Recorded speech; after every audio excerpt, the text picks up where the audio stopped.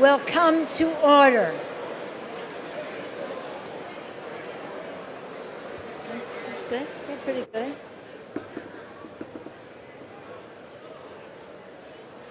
The chair appoints as members of the committee on the part of the House to escort the President of the United States into the chambers.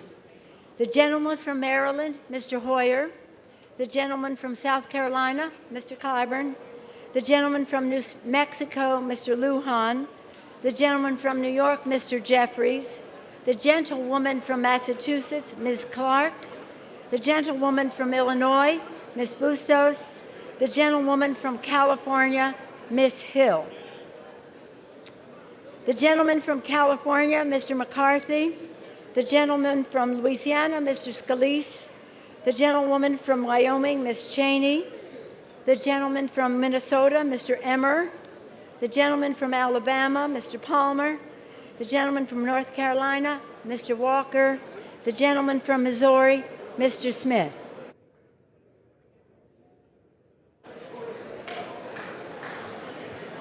The President of the Senate, at the direction of that body, appoints the following senators as members of the committee on the part of the Senate to escort the President of the United States into the House chamber. The Senator from Kentucky, Mr. McConnell. The Senator from South Dakota, Mr. Thune. The Senator from Iowa, Mr. Grassley. The Senator from Wyoming, Mr. Barraza. The Senator from Missouri, Mr. Blunt. The Senator from Iowa, Ms. Ernest. The Senator from Indiana, Mr. Young. The Senator from New York, Mr. Schumer.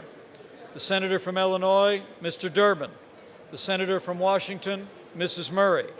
The Senator from Michigan, Ms. Stabenow. The Senator from Massachusetts, Ms. Warren. The Senator from Minnesota, Ms. Klobuchar, and the Senator from Wisconsin, Ms. Baldwin.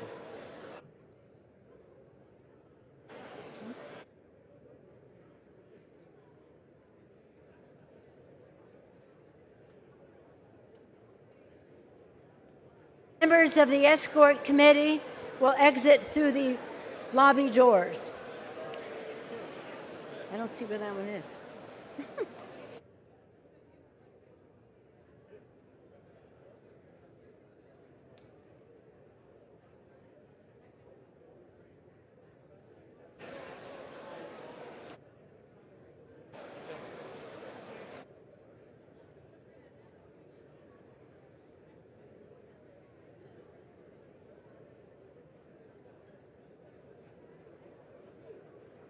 Do this, or is that forever coming?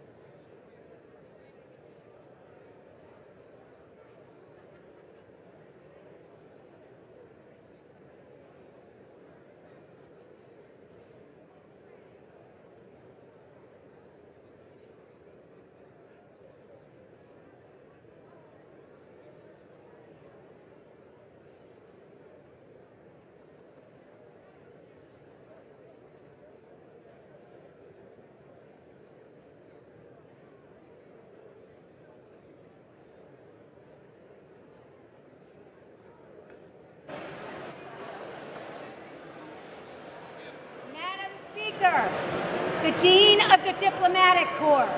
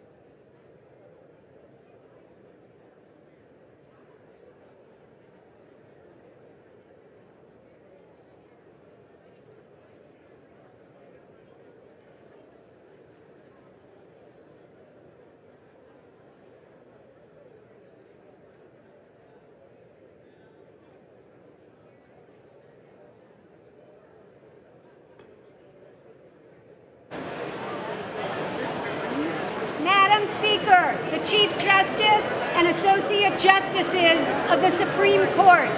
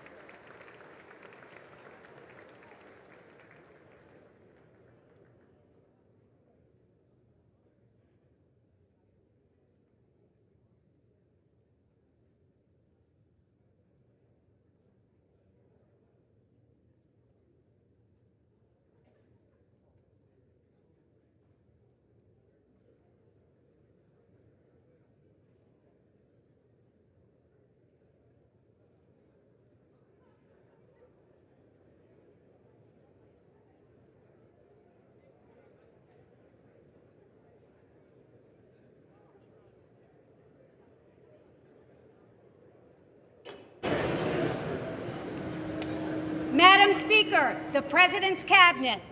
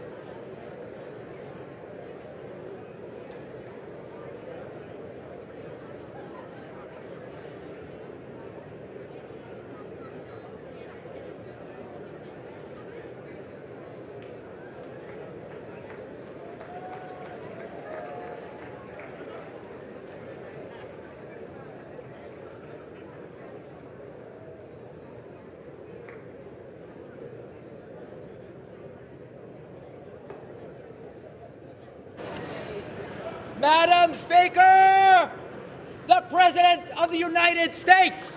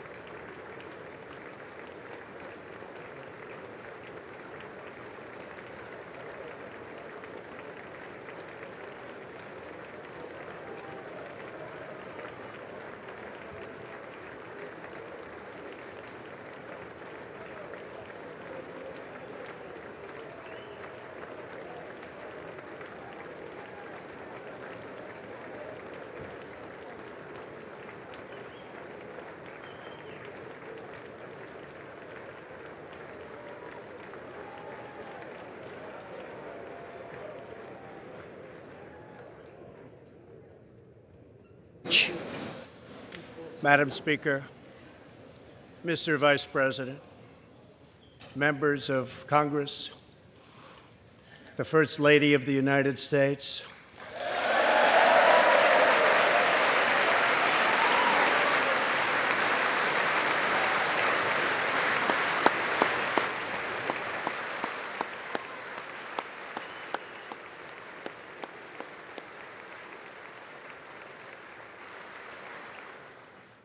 and my fellow Americans. We meet tonight at a moment of unlimited potential. As we begin a new Congress, I stand here ready to work with you to achieve historic breakthroughs for all Americans. Millions of our fellow citizens are watching us now gathered in this great chamber, hoping that we will govern not as two parties, but as one nation.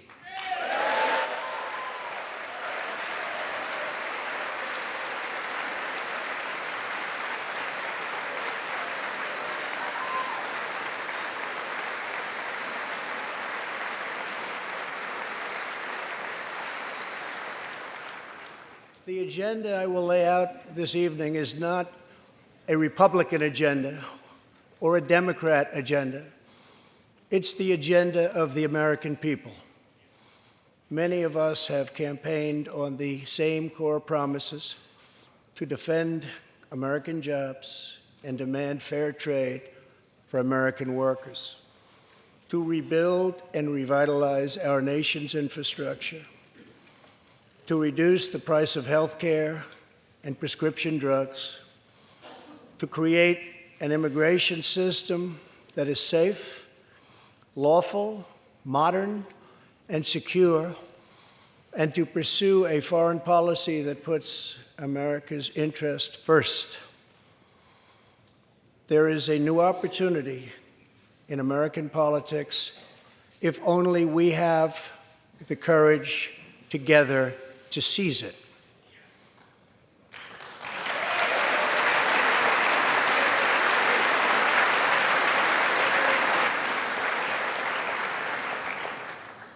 Victory is not winning for our party. Victory is winning for our country.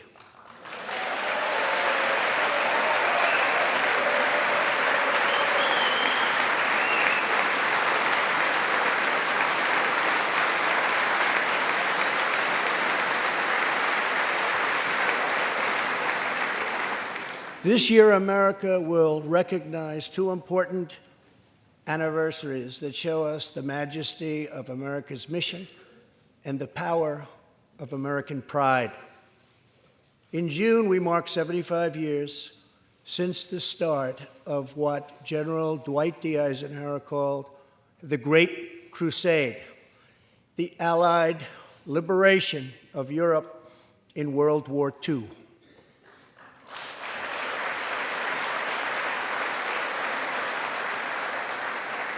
On D-Day, June 6, 1944, 15,000 young American men jumped from the sky and 60,000 more stormed in from the sea to save our civilization from tyranny. Here with us tonight are three of those incredible heroes. Private First Class Joseph Riley, Staff Sergeant Irving Locker, and Sergeant Herman Zaitchik. Please.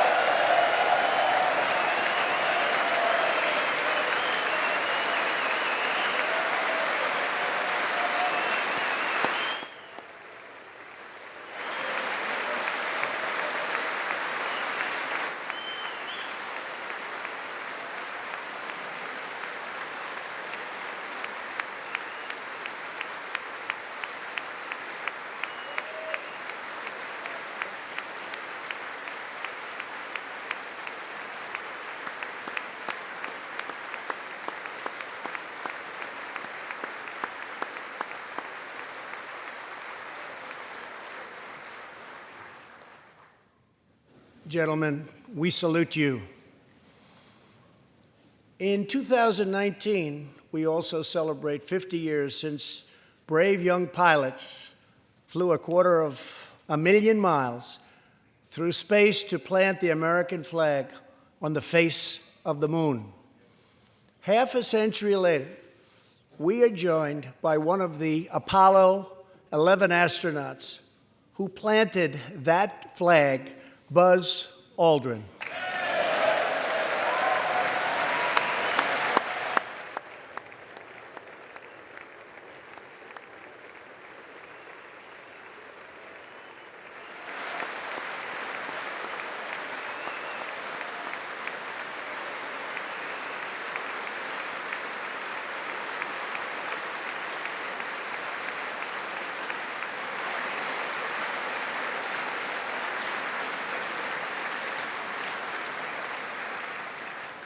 Thank you, Buzz. This year, American astronauts will go back to space on American rockets.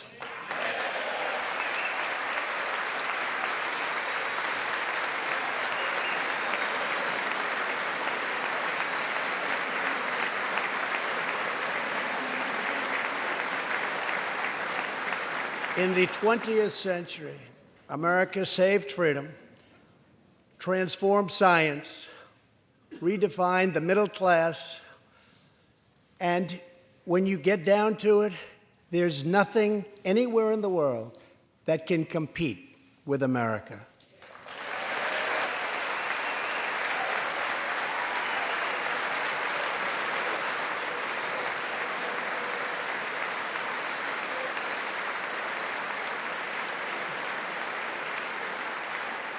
Now we must step boldly and bravely into the next chapter of this great American adventure, and we must create a new standard of living for the 21st century.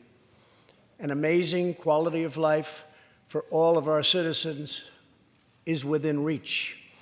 We can make our communities safer, our families stronger, our culture richer, our faith deeper, and our middle class bigger and more prosperous than ever before.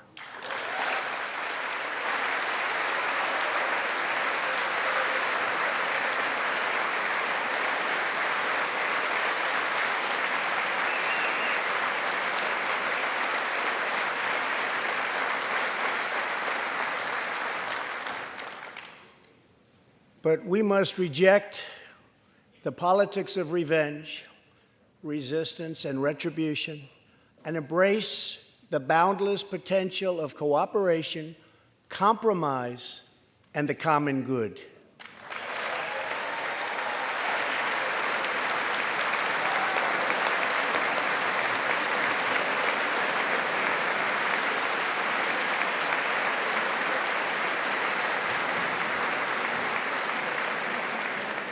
Together, we can break decades of political stalemate.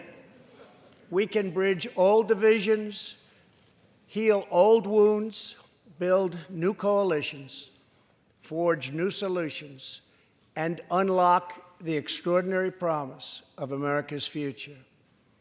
The decision is ours to make. We must choose between greatness or gridlock, results or resistance, vision or vengeance, incredible progress or pointless destruction. Tonight, I ask you to choose greatness.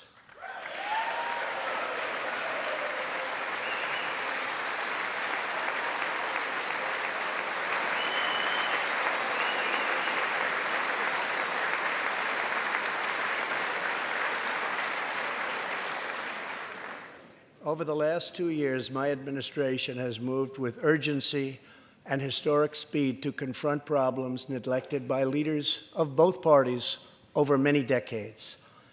In just over 2 years since the election, we have launched an unprecedented economic boom, a boom that has rarely been seen before. There's been nothing like it.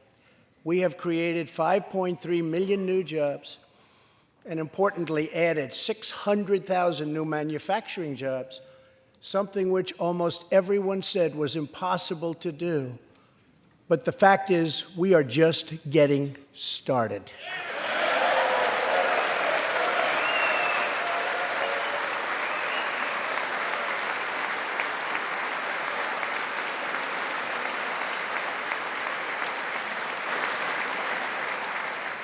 Wages are rising at the fastest pace in decades and growing for blue-collar workers who I promised to fight for. They're growing faster than anyone else thought possible. Nearly 5 million Americans have been lifted off food stamps.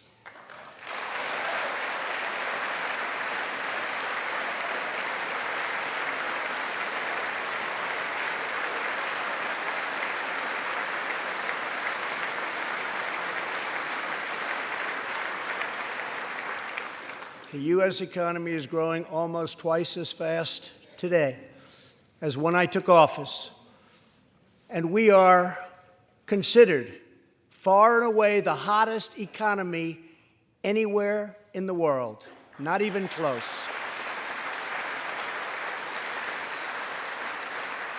Unemployment has reached the lowest rate in over half a century.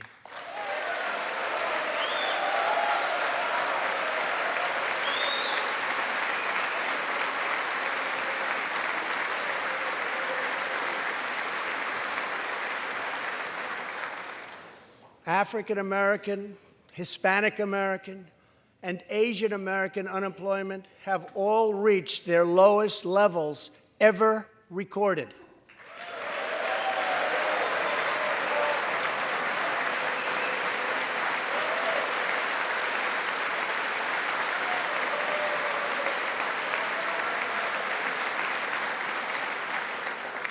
Unemployment for Americans with disabilities has also reached an all-time low.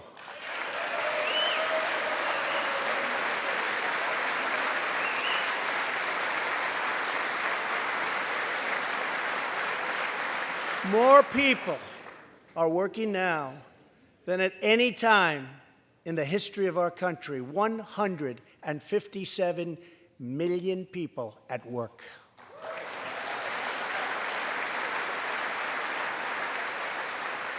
We passed a massive tax cut for working families and doubled the child tax credit.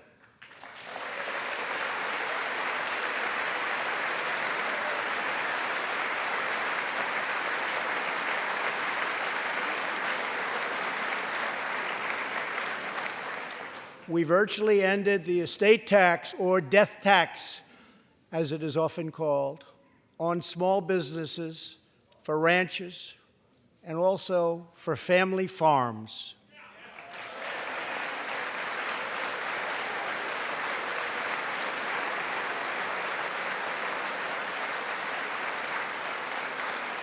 We eliminated the very unpopular Obamacare individual mandate penalty.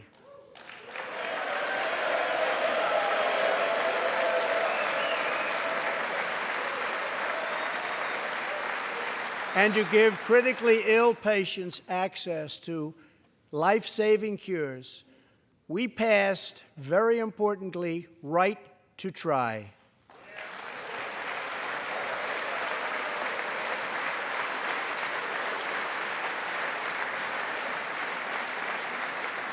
My administration has cut more regulations in a short period of time than any other administration during its entire tenure.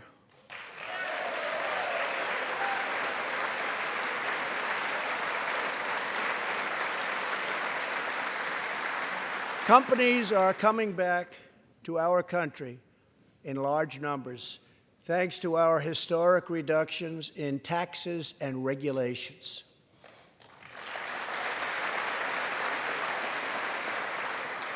And we have unleashed a revolution in American energy. The United States is now the #1 producer of oil and natural gas anywhere in the world.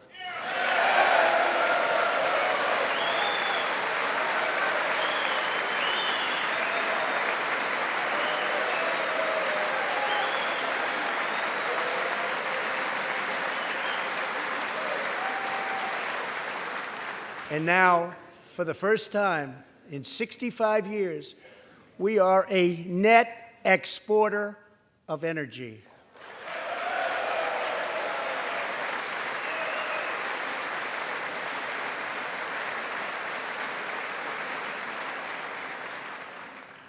After 24 months of rapid progress, our economy is the envy of the world. Our military is the most powerful on earth by far. And America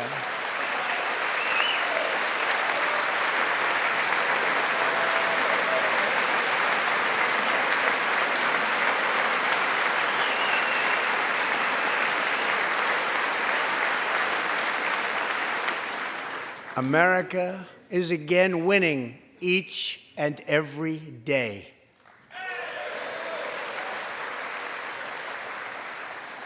Members of Congress, the state of our union is strong.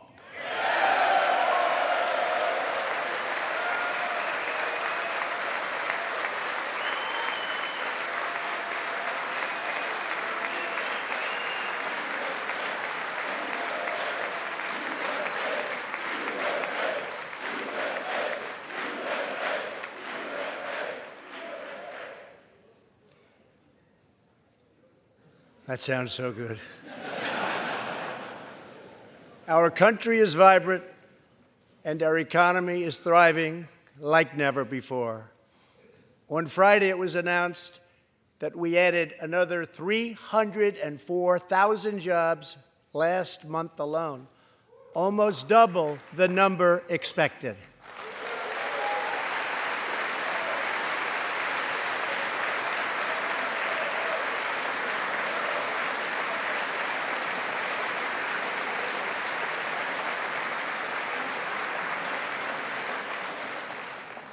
An economic miracle is taking place in the United States, and the only thing that can stop it are foolish wars, politics, or ridiculous partisan investigations.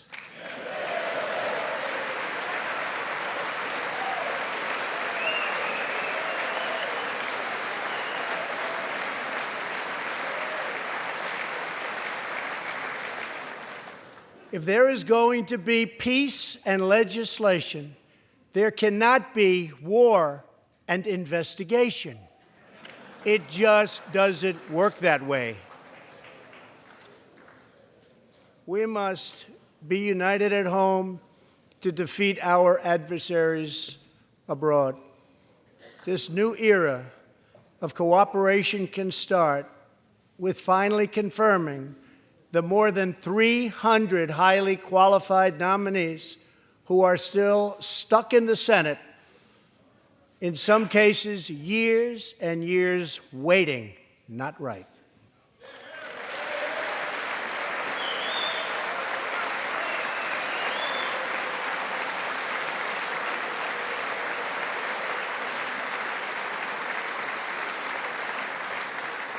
The Senate has failed to act on these nominations, which is unfair to the nominees and very unfair to our country.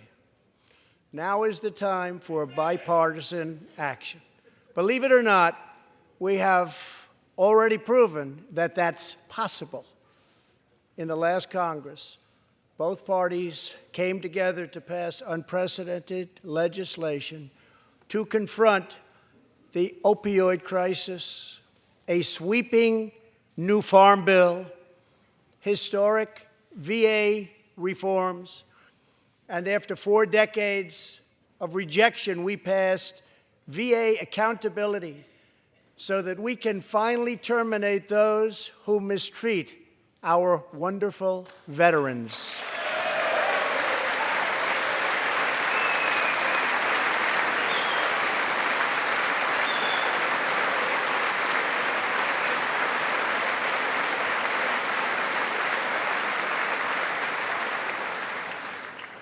And just weeks ago, both parties united for groundbreaking criminal justice reform. They said it couldn't be done.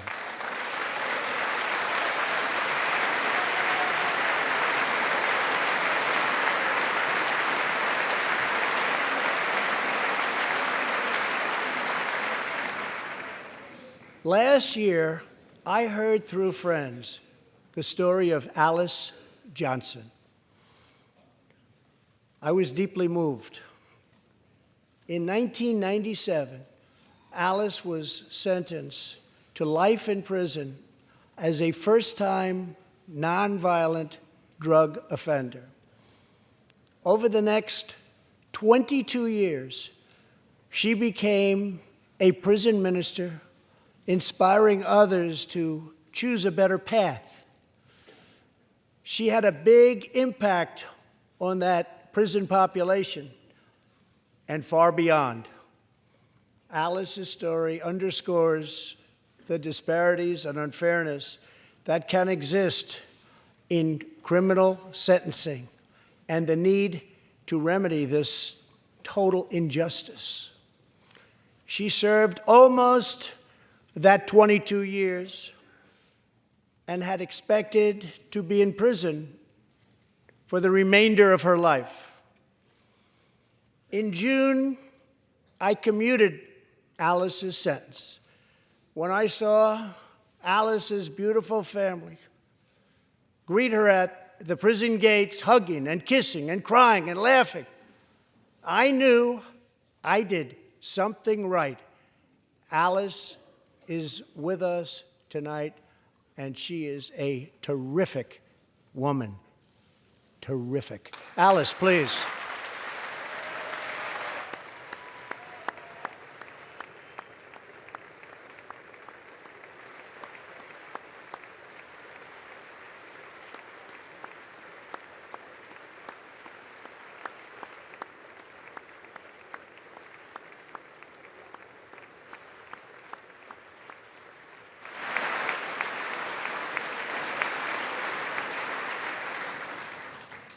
Alice, thank you for reminding us that we always have the power to shape our own destiny. Thank you very much, Alice. Thank you very much.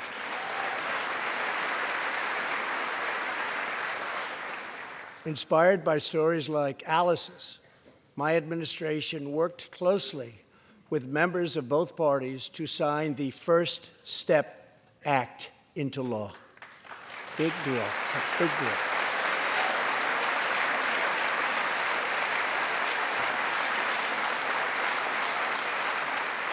This legislation reformed sentencing laws that have wrongly and disproportionately harmed the African American community. The First Step Act gives nonviolent offenders the chance to re-enter society as productive, law-abiding citizens. Now, states across the country are following our lead. America is a nation that believes in redemption. We are also joined tonight by Matthew Charles from Tennessee. In 1996, at the age of 30, Matthew was sentenced to 35 years for selling drugs and related offenses. Over the next 2 decades, he completed more than 30 Bible studies, became a law clerk, and mentored many of his fellow inmates. Now Matthew is the very first person to be released from prison under the First Step Act.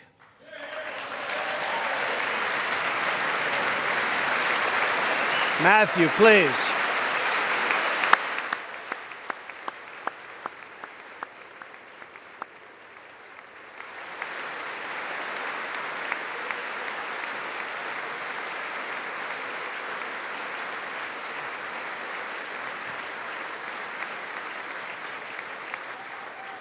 Thank you, Matthew.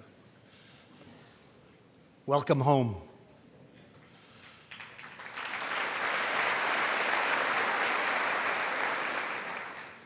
Now, Republicans and Democrats must join forces again to confront an urgent national crisis. Congress has 10 days left to pass a bill that will fund our government, protect our homeland, and secure our very dangerous southern border. Now is the time for Congress to show the world that America is committed to ending illegal immigration and putting the ruthless coyotes, cartels, drug dealers, and human traffickers out of business.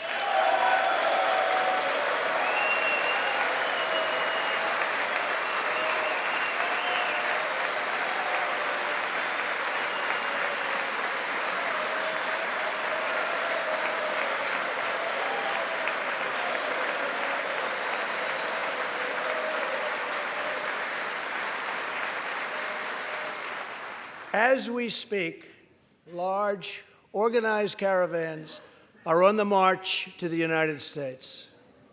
We have just heard that Mexican cities, in order to remove the illegal immigrants from their communities, are getting trucks and buses to bring them up to our country in areas where there is little border protection. I have ordered another 3,750 troops to our southern border to prepare for this tremendous onslaught. This is a moral issue. The lawless state of our southern border is a threat to the safety, security, and financial well-being of all America. We have a moral duty to create an immigration system that protects the lives and jobs of our citizens. This includes our obligation to the millions of immigrants living here today who followed the rules and respected our laws. Legal immigrants enrich our nation and strengthen our society in countless ways.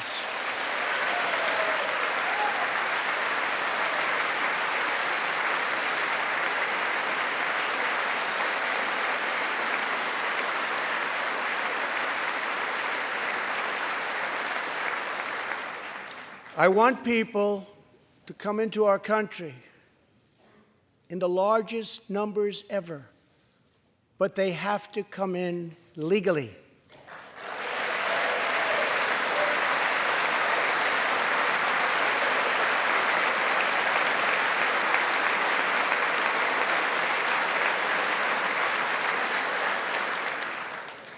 Tonight, I am asking you to defend our very dangerous southern border out of love and devotion to our fellow citizens and to our country. No issue better illustrates the divide between America's working class and America's political class than illegal immigration. Wealthy politicians and donors push for open borders while living their lives behind walls and gates and guards.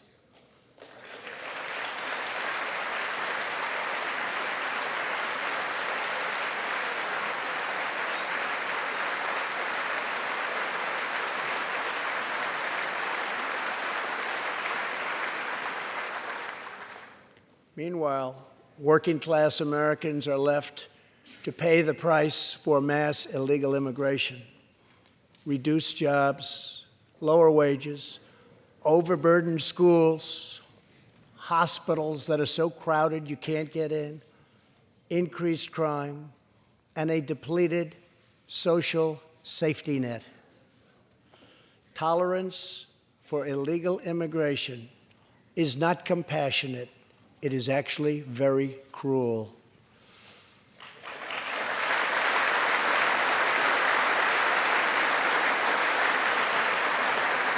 One in 3 women is sexually assaulted on the long journey north. Smugglers use migrant children as human pawns to exploit our laws and gain access to our country. Human traffickers and sex traffickers take advantage of the wide open areas between our ports of entry to smuggle thousands of young girls and women into the United States and to sell them into prostitution and modern-day slavery. Tens of thousands of innocent Americans are killed by lethal drugs that cross our border and flood into our cities, including meth, heroin, cocaine, and fentanyl. The savage gang, MS-13, now operates in at least 20 different American states, and they almost all come through our southern border. Just yesterday, an MS-13 gang member was taken into custody for a fatal shooting on a subway platform in New York City. We are removing these gang members by the thousands, but until we secure our border, they're going to keep streaming right back in. Year after year, countless Americans are murdered by criminal, illegal aliens. I've gotten to know many wonderful angel moms and dads and families. No one should ever have to suffer the horrible heartache that they have had to endure. Here tonight is Deborah Bissell. Just 3 weeks ago, Deborah's parents, Gerald and Sharon, were burglarized and shot to death in their Reno, Nevada home by an illegal alien. They were in their 80s and are survived by 4 children, 11 grandchildren, and 20 great-grandchildren. Also here tonight are Gerald and Sharon's granddaughter, Heather, and great-granddaughter, Madison. To Deborah, Heather, Madison, please stand. Few can understand your pain. Thank you, and thank you for being here. Thank you very much.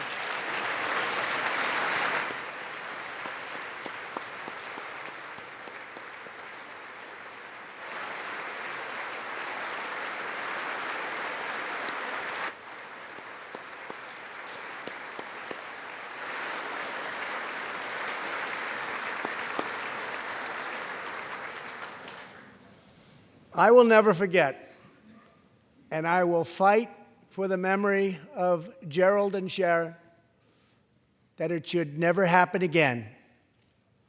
Not one more American life should be lost because our nation failed to control its very dangerous border. In the last 2 years, our brave ICE officers made 266,000 arrests of criminal aliens, including those charged or convicted of nearly 100,000 assaults, 30,000 sex crimes, and 4,000 killings or murders. We are joined tonight by one of those law enforcement heroes, ICE Special Agent Elvin Hernandez. When Elvin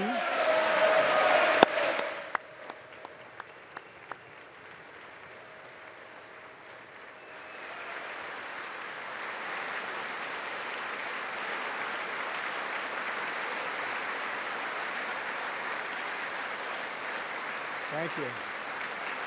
When Elvin was a boy, he and his family legally immigrated to the United States from the Dominican Republic. At the age of 8, Elvin told his dad he wanted to become a special agent. Today, he leads investigations into the scourge of international sex trafficking. Elvin says that if I can make sure these young girls get their justice, I've really done my job. Thanks to his work and that of his incredible colleagues, more than 300 women and girls have been rescued from the horror of this terrible situation. And more than 1,500 sadistic traffickers have been put behind bars.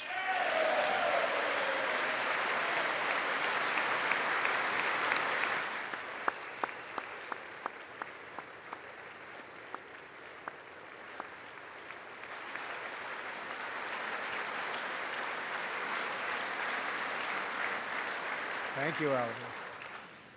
We will always support the brave men and women of law enforcement, and I pledge to you tonight that I will never abolish our heroes from ICE. Thank you.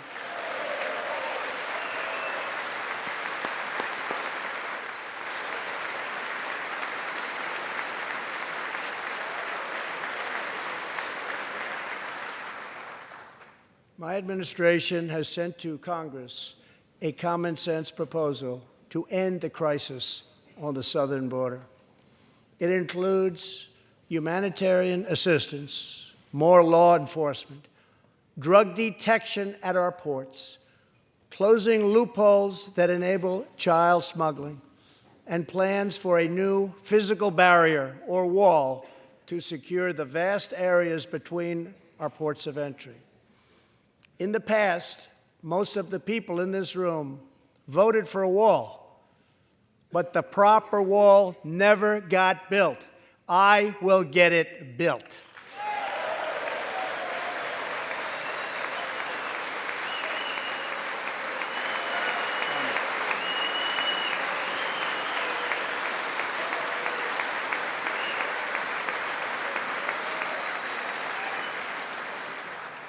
This is a smart, strategic, see-through steel barrier, not just a simple concrete wall. It will be deployed in the areas identified by the border agents as having the greatest need, and these agents will tell you where walls go up, illegal crossings go way, way down.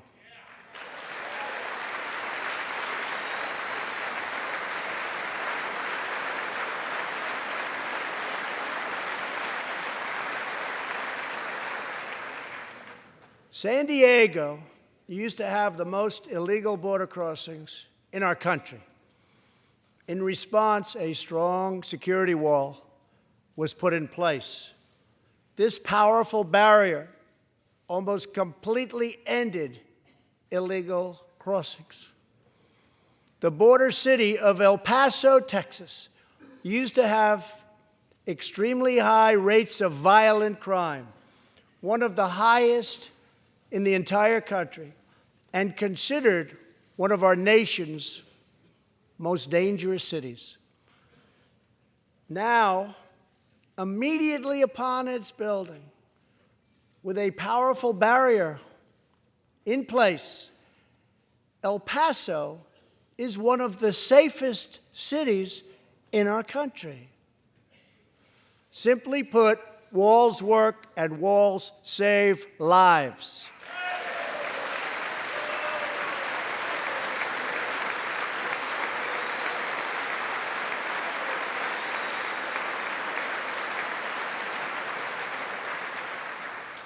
So let's work together, compromise, and reach a deal that will truly make America safe. As we work to defend our people's safety, we must also ensure our economic resurgence continues at a rapid pace. No one has benefited more from our thriving economy than women, who have filled 58% of the newly created jobs last year.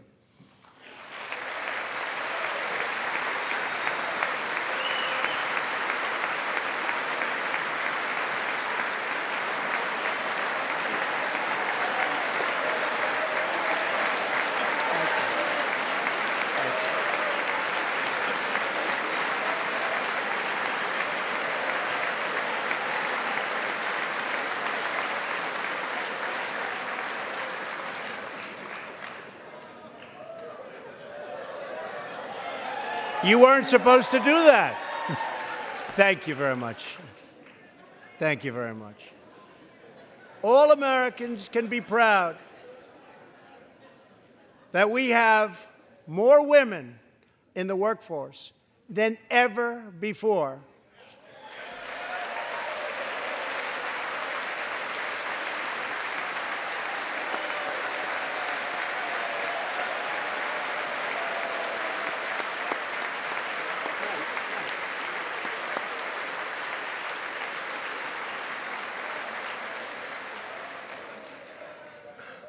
Don't sit yet. You're going to like this. And exactly 1 century after Congress passed the constitutional amendment giving women the right to vote, we also have more women serving in Congress than at any time before.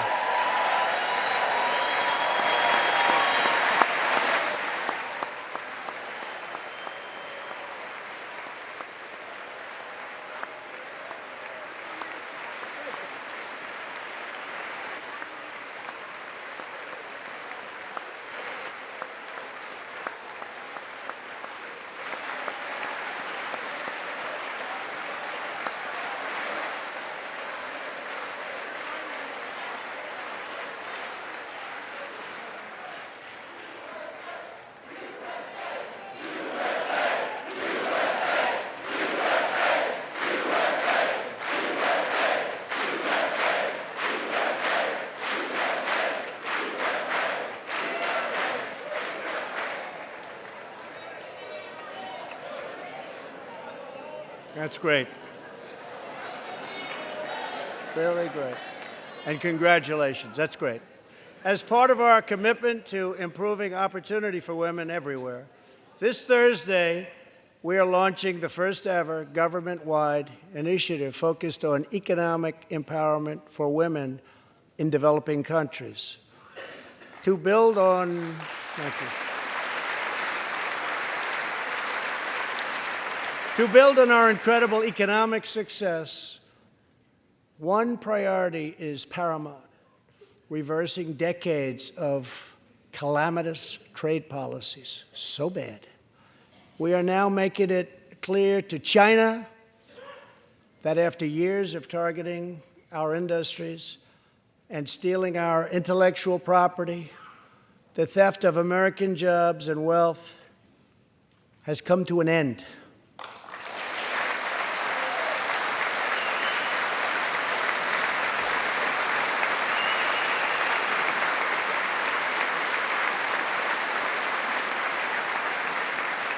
Therefore, we recently imposed tariffs on $250 billion of Chinese goods, and now our Treasury is receiving billions and billions of dollars. But I don't blame China for taking advantage of us. I blame our leaders and representatives for allowing this travesty to happen. I have great respect for President Xi, and we are now working on a new trade deal with China. But it must include real structural change to end unfair trade practices, reduce our chronic trade deficit, and protect American jobs.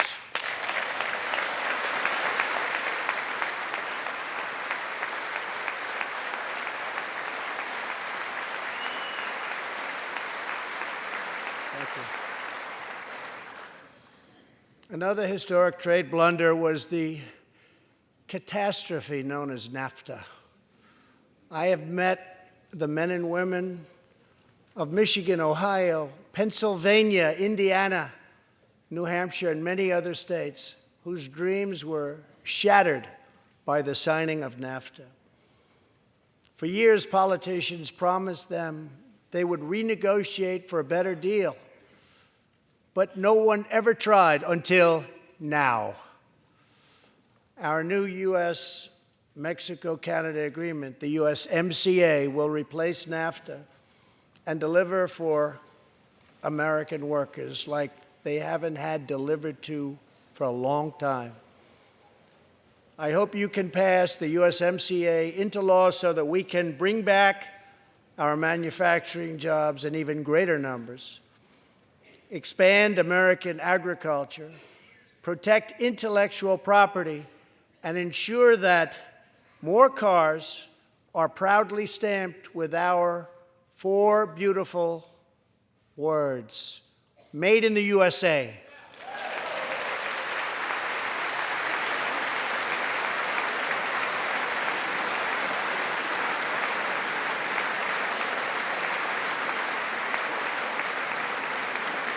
Tonight, I am also asking you to pass the United States Reciprocal Trade Act so that if another country places an unfair tariff on an American product, we can charge them the exact same tariff on the exact same product that they sell to us.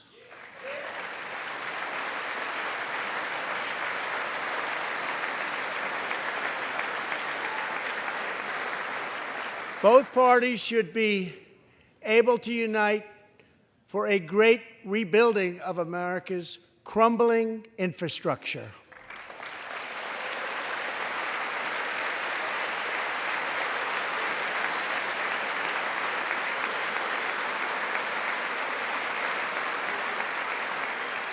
I know that Congress is eager to pass an infrastructure bill, and I am eager to work with you on legislation to deliver new and important infrastructure investment, including investments in the cutting-edge industries of the future.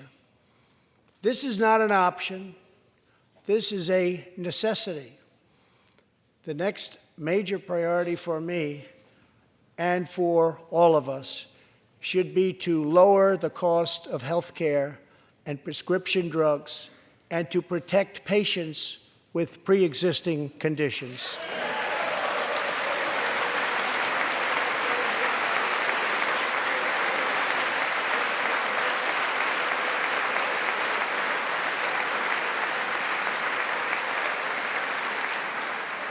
Already as a result of my administration's efforts in 2018, drug prices experienced their single largest decline in 46 years.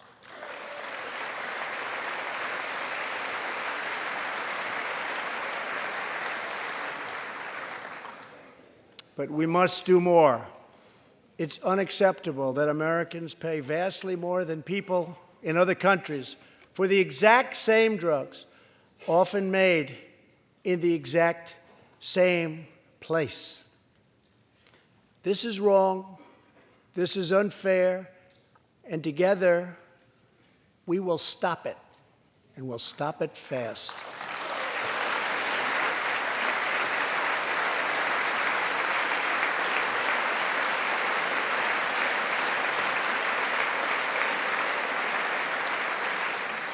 I am asking Congress to pass legislation that finally takes on the problem of global freeloading and delivers fairness and price transparency for American patients, finally.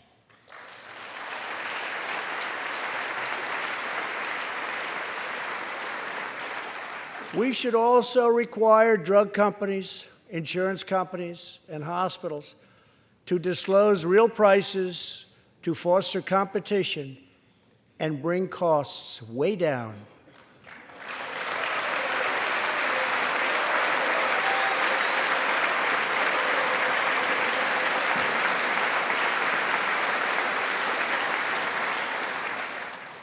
No force in history has done more to advance the human condition than American freedom.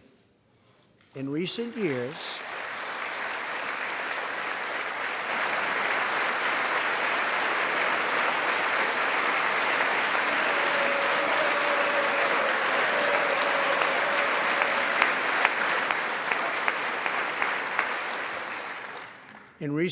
we have made remarkable progress in the fight against HIV and AIDS. Scientific breakthroughs have brought a once distant dream within reach. My budget will ask Democrats and Republicans to make the needed commitment to eliminate the HIV epidemic in the United States within 10 years. We have made incredible strides, incredible.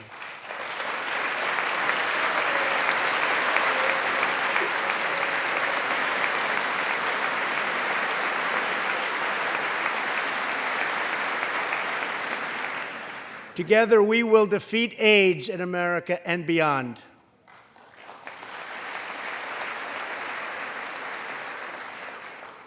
Tonight, I am also asking you to join me in another fight that all Americans can get behind, the fight against childhood cancer.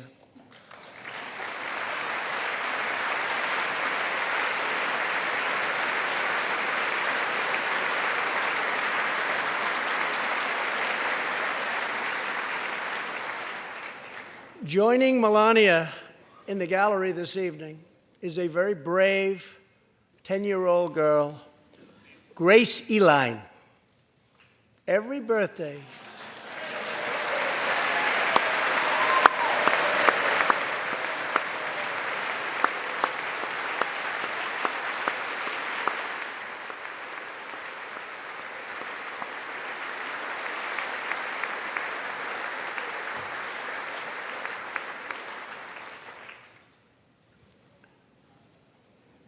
hi, Grace.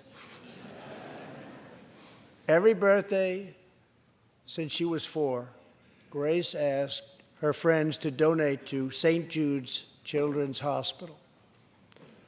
She did not know that one day she might be a patient herself. That's what happened. Last year, Grace was diagnosed with brain cancer. Immediately, she began radiation treatment. At the same time, she rallied her community and raised more than $40,000 for the fight against cancer.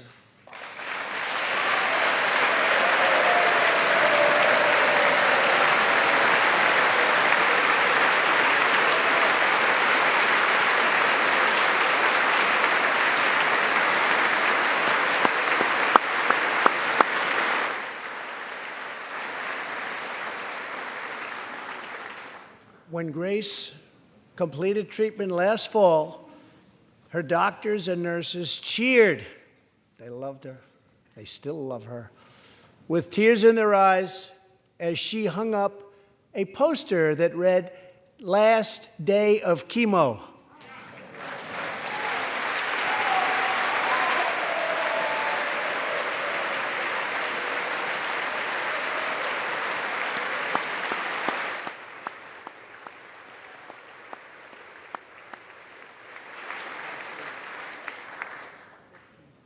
Thank you very much, Grace. You are a great inspiration to everyone in this room. Thank you very much. Many childhood cancers have not seen new therapies in decades. My budget will ask Congress for $500 million over the next 10 years to fund this critical life-saving research. To help support working parents, the time has come to pass school choice for Americans' children.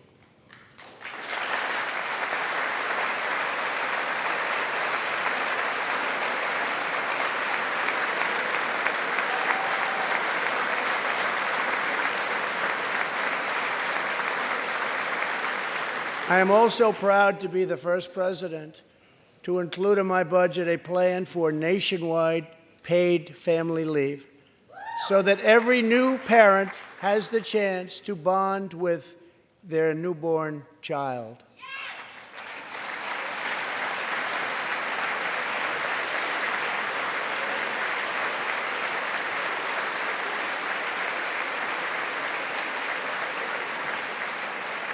There could be no greater contrast to the beautiful image of a mother holding her infant child than the chilling displays our nation saw in recent days. Lawmakers in New York cheered with delight upon the passage of legislation that would allow a baby to be ripped from the mother's womb moments from birth. These are living, feeling, beautiful babies who will never get the chance to share their love and their dreams with the world. And then we had the case of the governor of Virginia, where he stated he would execute a baby after birth. To defend the dignity of every person, I am asking Congress to pass legislation to prohibit the late-term abortion of children who can feel pain in the mother's womb.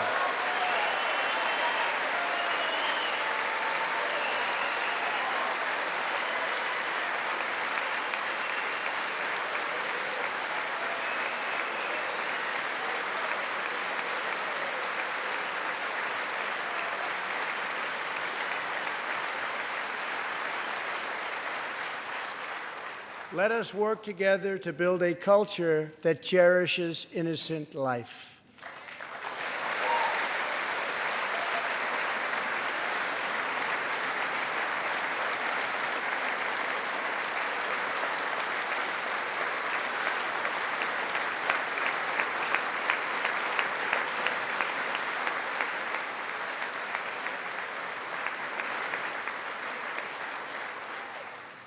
And let us reaffirm a fundamental truth. All children, born and unborn, are made in the holy image of God.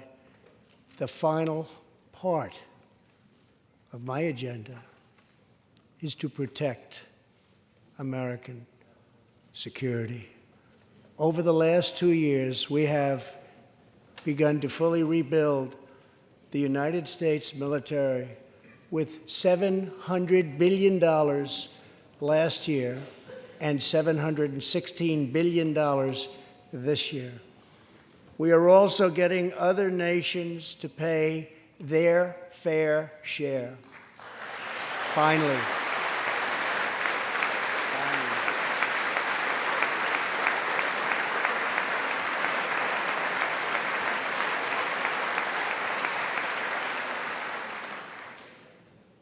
For years, the United States was being treated very unfairly by friends of ours,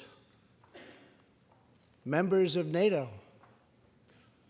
But now we have secured, over the last couple of years, more than $100 billion of increase in defense spending from our NATO allies.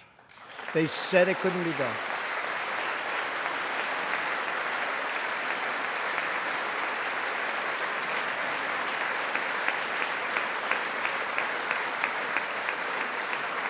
As part of our military buildup, the United States is developing a state-of-the-art missile defense system. Under my administration, we will never apologize for advancing America's interests. For example, decades ago, the United States entered into a treaty with Russia in which we agreed to limit and reduce our missile capability. While we followed the agreement and the rules to the letter, Russia repeatedly violated its terms. It's been going on for many years.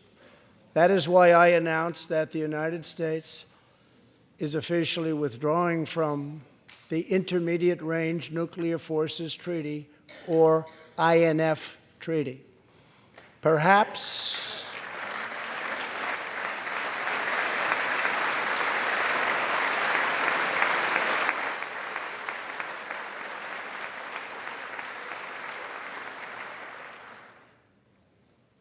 we really have no choice. Perhaps we can negotiate a different agreement, adding China and others. Or perhaps we can't, in which case we will outspend and out-innovate all others by far.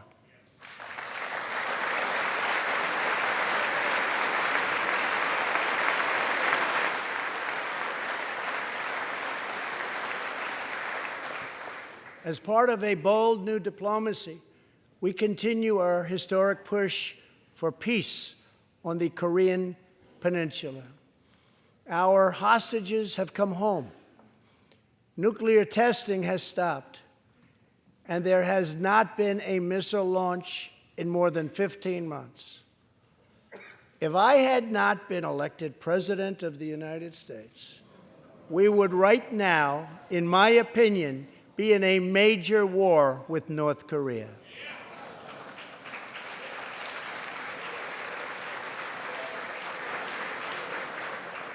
Much work remains to be done, but my relationship with Kim Jong-un is a good one. Chairman Kim and I will meet again on February 27th and 28th in Vietnam.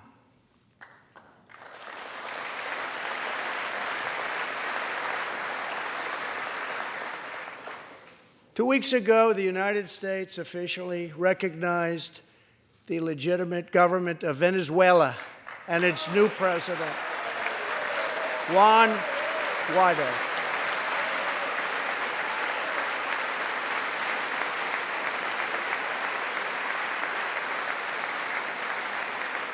We stand with the Venezuelan people in their noble quest for freedom, and we condemn the brutality of the Maduro regime, whose socialist policies have turned that nation from being the wealthiest in South America into a state of abject poverty and despair.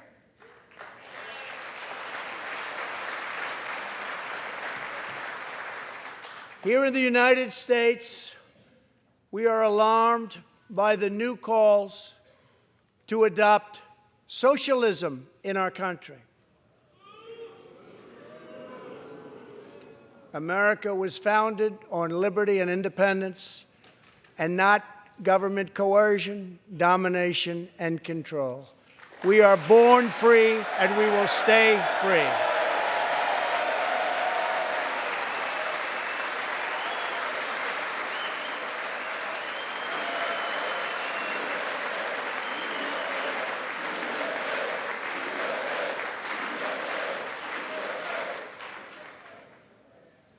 Tonight, we renew our resolve that America will never be a socialist country.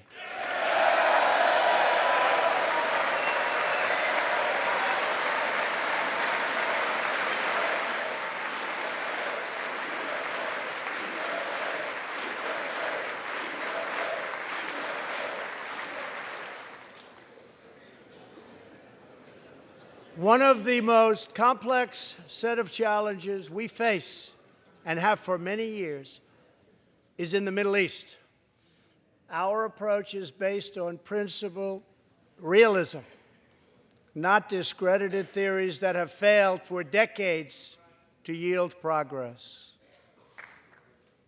For this reason, my administration recognized the true capital of Israel and proudly opened the American embassy in Jerusalem.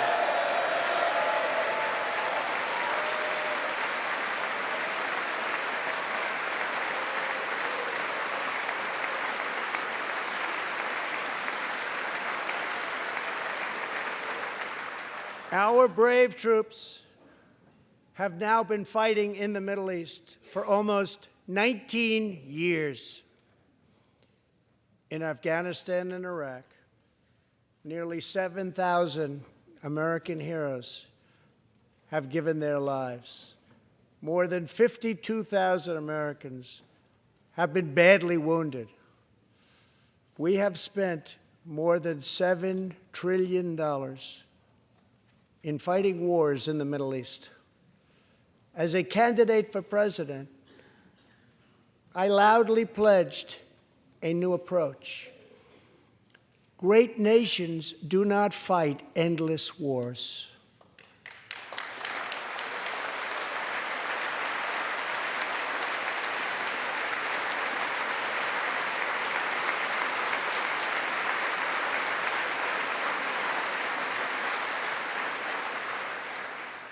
When I took office, ISIS controlled more than 20,000 square miles in Iraq and Syria just 2 years ago.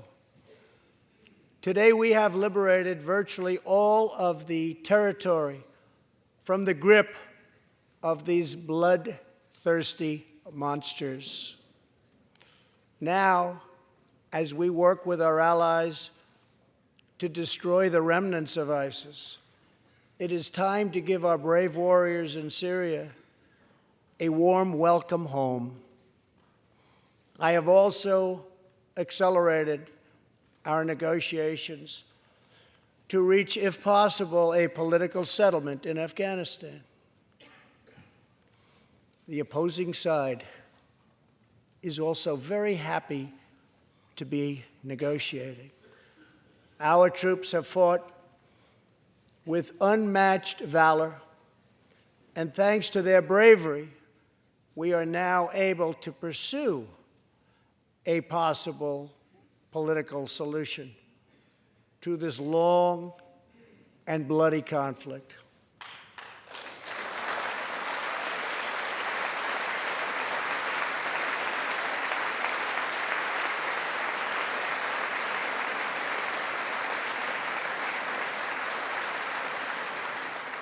In Afghanistan, my administration is holding constructive talks with a number of Afghan groups, including the Taliban.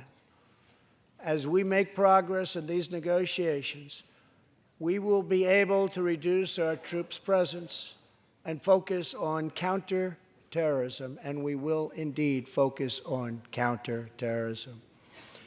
We do not know whether we'll achieve an agreement, but we do know that after 2 decades of war, the hour has come to at least try for peace, and the other side would like to do the same thing. It's time.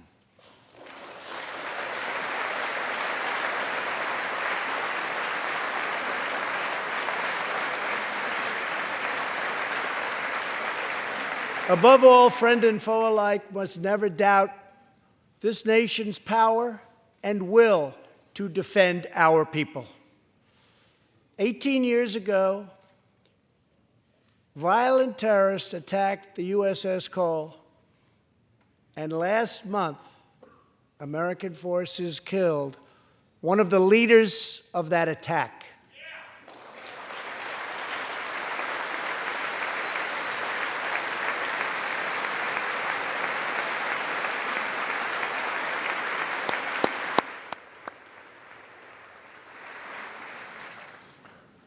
We are honored to be joined tonight by Tom Wibberley, whose son, Navy seaman Craig Wibberley, was one of the 17 sailors we tragically lost. Tom, we vow to always remember the heroes of the USS Cole. Thank you, Tom.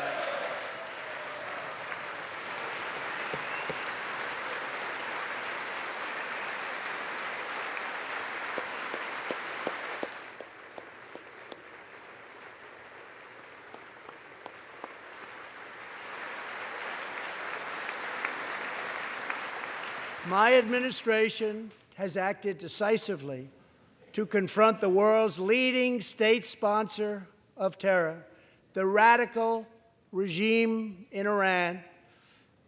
It is a radical regime. They do bad, bad things. To ensure this corrupt dictatorship never acquires nuclear weapons, I withdrew the United States from the disastrous Iran nuclear deal.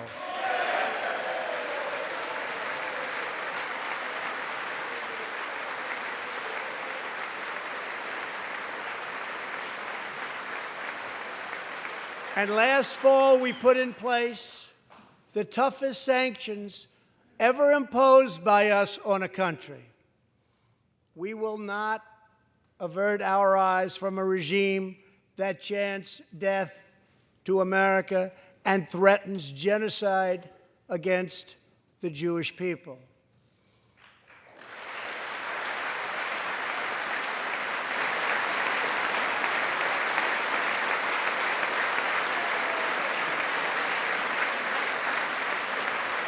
We must never ignore the vile poison of anti-Semitism or those who spread its venomous creed. With one voice, we must confront this hatred anywhere and everywhere it occurs. Just months ago, 11 Jewish Americans were viciously murdered in an anti-Semitic attack on the Tree of Life Synagogue in Pittsburgh. SWAT officer Timothy Matson raced into the gunfire and was shot 7 times chasing down the killer, and he was very successful. Timothy has just had his 12th surgery, and he's going in for many more. But he made the trip to be here with us tonight. Officer Matson, please.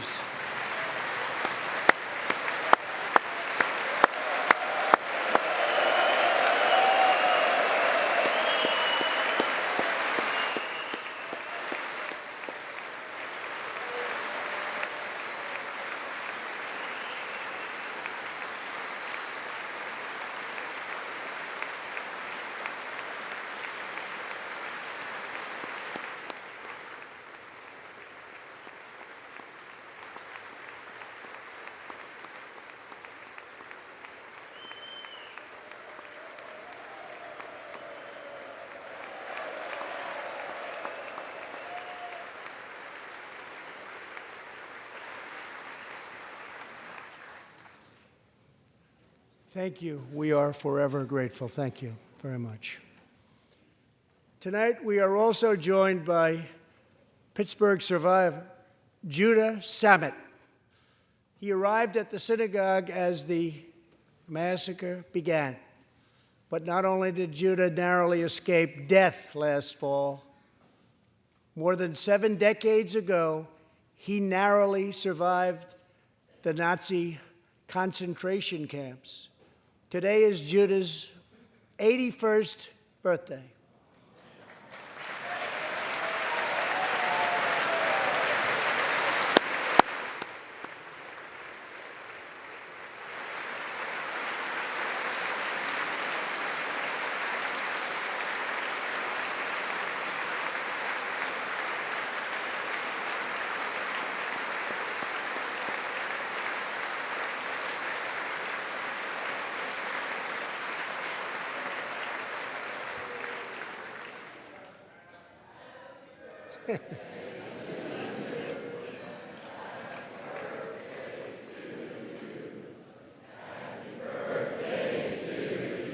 Great.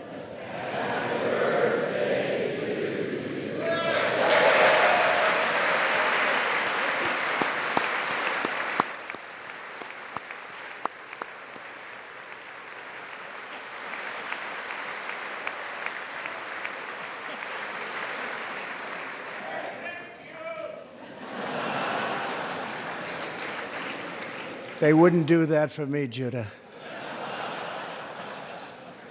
Judah says he can still remember the exact moment nearly 75 years ago, after 10 months in a concentration camp, when he and his family were put on a train and told they were going to another camp.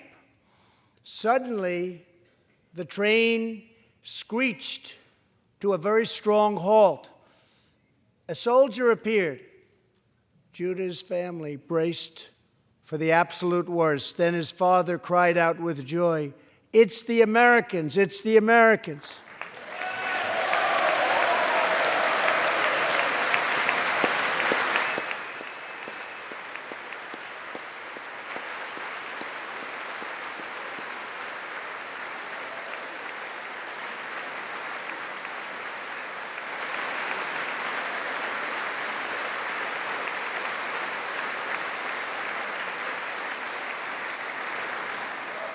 Thank you. A second Holocaust survivor who is here tonight, Joshua Kaufman, was a prisoner at Dachau. He remembers watching through a hole in the wall of a cattle car as American soldiers rolled in with tanks. To me, Joshua recalls, the American soldiers were proof that God exists. And they came down from the sky. They came down from heaven.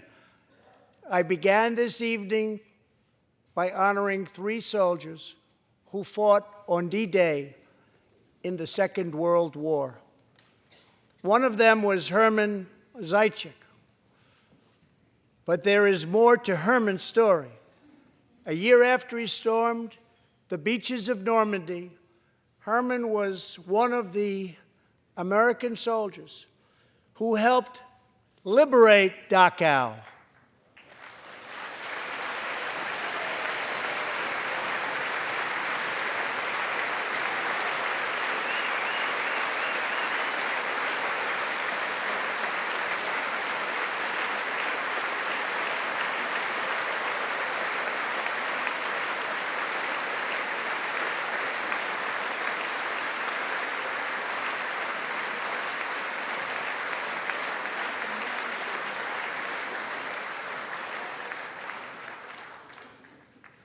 He was one of the Americans who helped rescue Joshua from that hell on earth. Almost 75 years later, Herman and Joshua are both together in the gallery tonight, seated side by side, here in the home of American freedom. Herman and Joshua, your presence this evening is very much appreciated. Thank you very much.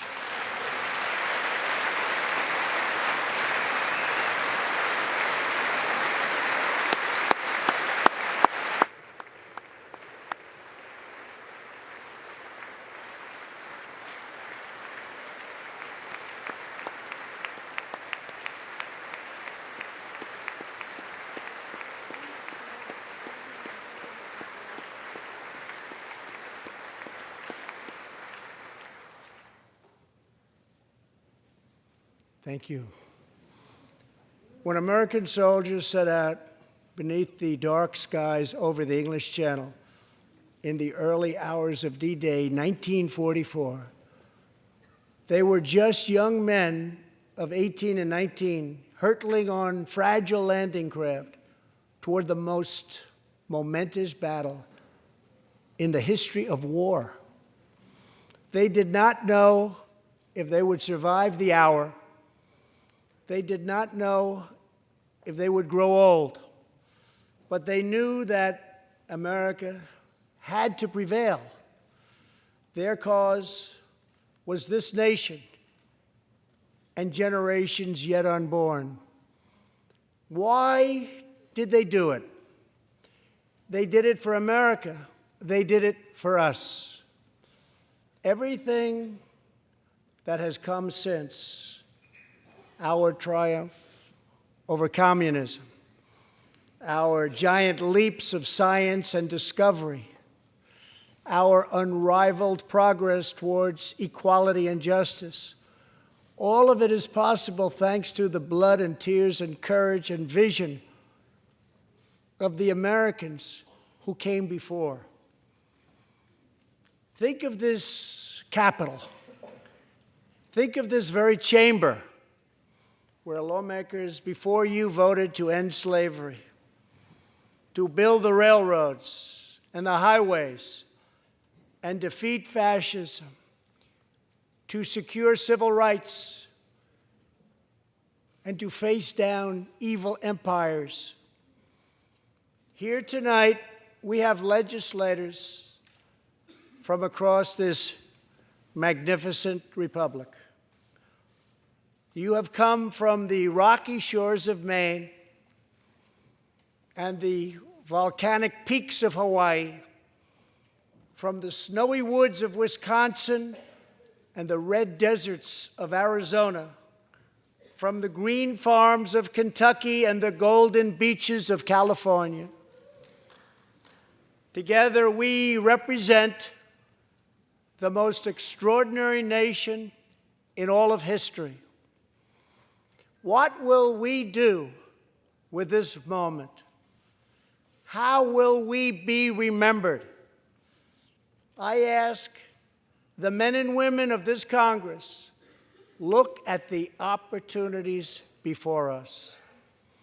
Our most thrilling achievements are still ahead. Our most exciting journeys still await.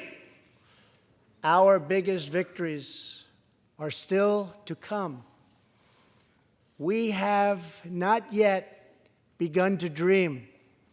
We must choose whether we are defined by our differences or whether we dare to transcend them. We must choose whether we squander our great inheritance or whether we proudly declare that we are Americans. We do the incredible. We defy the impossible. We conquer the unknown. This is the time to reignite the American imagination. This is the time to search for the tallest summit and set our sights on the brightest star. This is the time to rekindle the bonds of love and loyalty and memory that link us together as citizens, as neighbors, as patriots. This is our future, our fate, and our choice to make. I am asking you to choose greatness. No matter the trials we face, no matter the challenges to come, we must go forward together. We must keep America first in our hearts. We must keep freedom alive in our souls. And we must always keep faith in America's destiny. That one nation, under God, must be the hope and the promise and the light and the glory among all the nations of the world. Thank you, God bless you, and God bless America. Thank you very much. Thank you.